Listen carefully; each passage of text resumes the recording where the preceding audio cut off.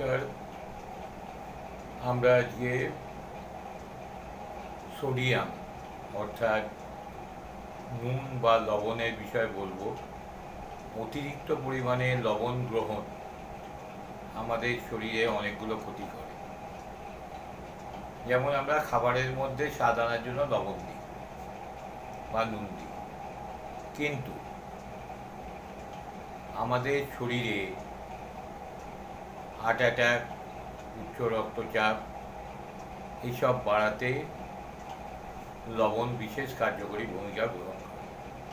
সেই কারণে নুন পরিমাণ মতো খাওয়া উচিত। তাছাড়া নুন থেকে জলে বডিতে জলের পরিমাণ বাড়ানোর জন্য ফোলা ভাব দেখা যায়।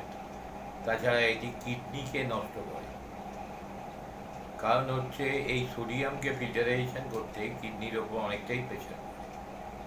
তাছাড়া সব থেকে বড় যেটা সমস্যা সেটা হলো যে এই সোডিয়াম আমাদের ক্যালসিয়ামকে ভাঙে, যার কারণে আমাদের অস্টিওপোরোসিস হয়। আমরা তো রোজই এই অস্টিওপোরোসিস বা হাড়ের ব্যথা, অস্টিওফাইটস, অস্টিওপেনিয়া, অস্টিওআর্থারাইটিস নিয়ে এত ভাবি, যা যেখানে ব্যথা হচ্ছে কাল ওখানে হচ্ছে অস্টিও আর্থারাইটিস বা পেনিয়া ডাক্তার বলবো।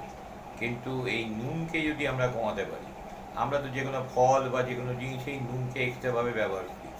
তাছাড়া যে সমস্ত চিপস, প্যাকেজড যে সমস্ত খাবার দাবার, সেগুলো সোডিয়াম অতিরিক্ত পরিমাণে দেওয়া থাকে, অর্থাৎ নুন, কারণ হচ্ছে প্রিজারভেশনের কাজ করে।